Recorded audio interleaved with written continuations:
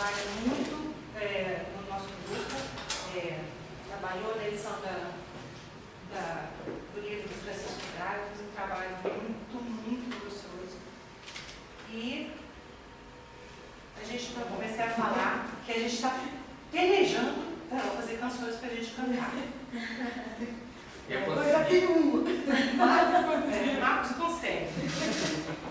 Então, chamamos também a Elizabeth. Nossa,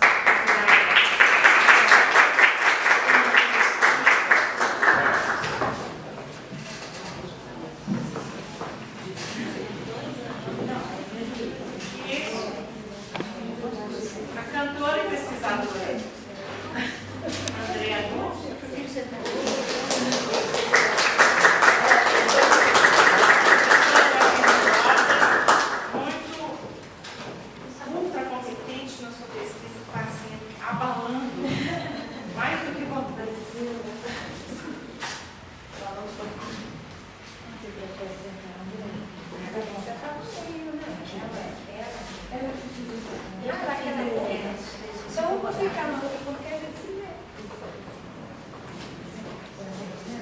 Eu vou sentar porque eu vou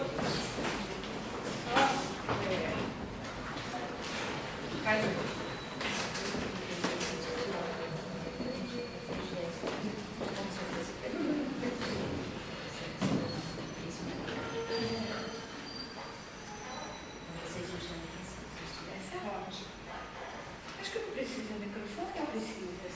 É bom, fica mais fácil. Já está ligado? Boa tarde. Bom, é um prazer enorme aqui estar sendo moderadora dessa mesa tão bacana sobre a presença feminina no fazer musical, né? Tanto na área da composição quanto da interpretação, com duas convidadas cuja carreira, né, e o fazer musical são complementares nessas duas áreas, o que aumenta a possibilidade das nossas discussões, né, que é isso que a Lu falou, um bate-papo, elas vão falar bastante do trabalho delas.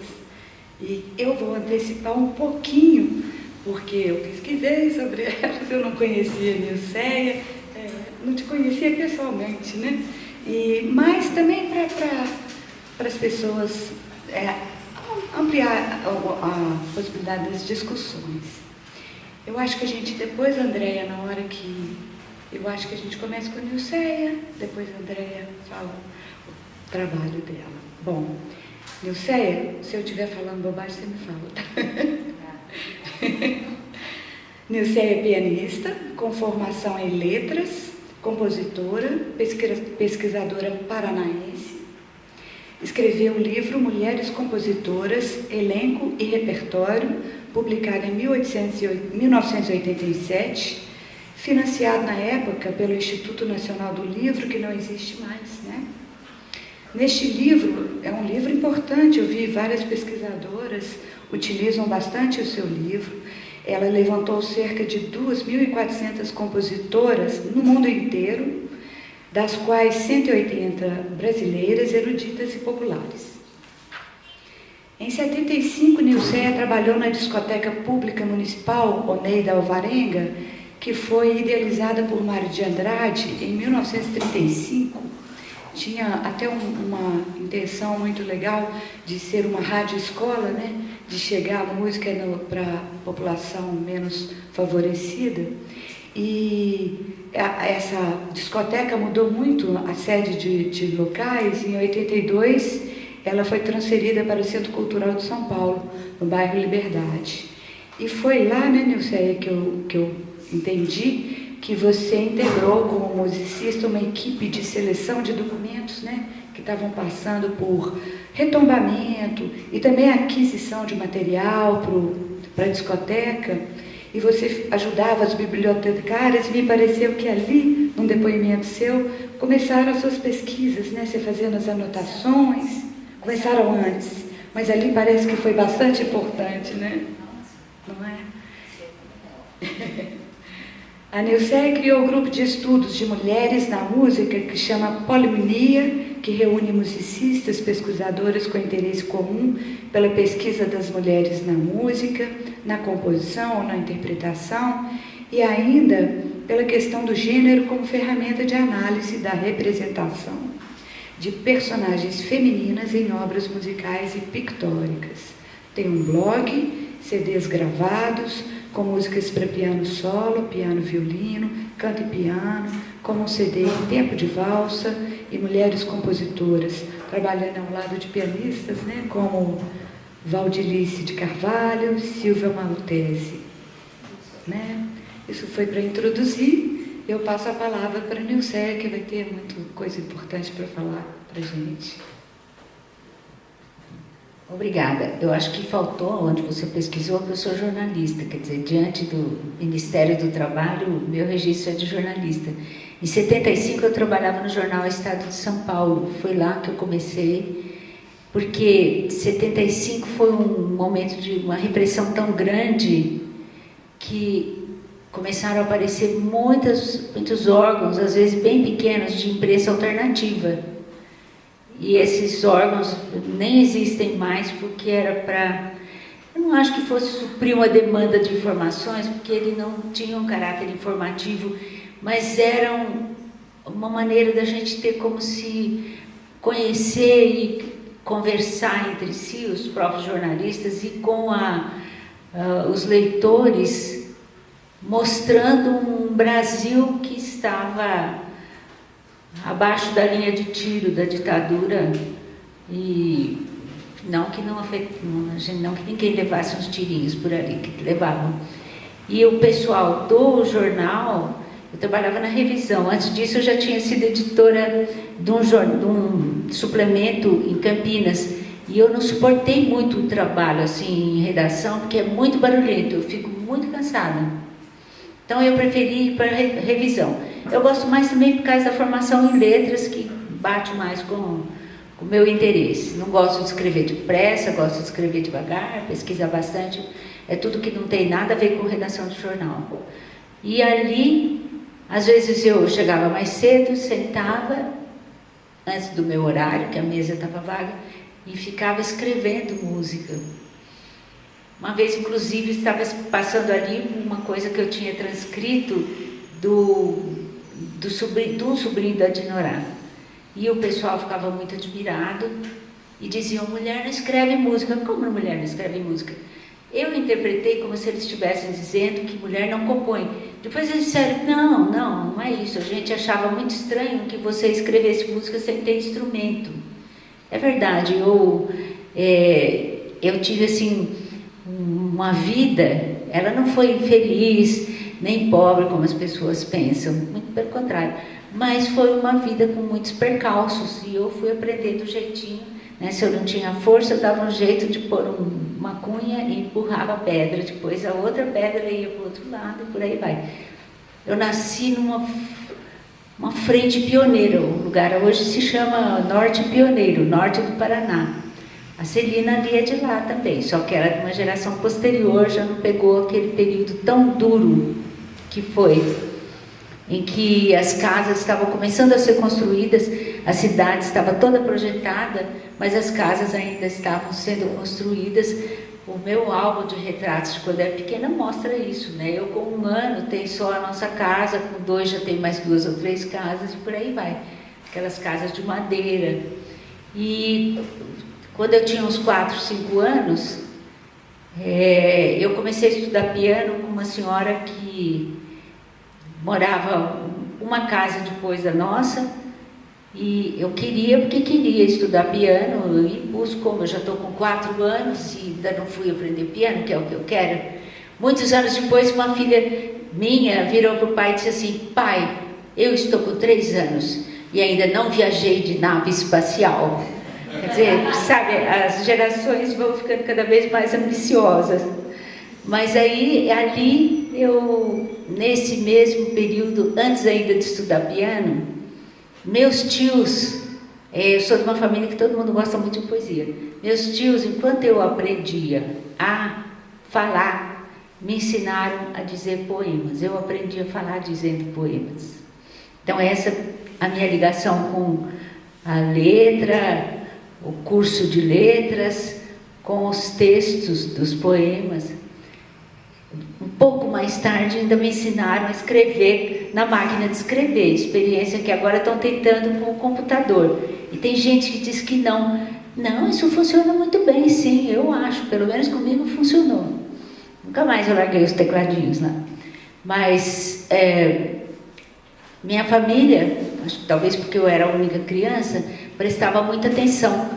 Então, como eu comecei a falar dizendo poesia, eu também logo comecei a fazer versinhos e a minha mãe escrevia e guardava.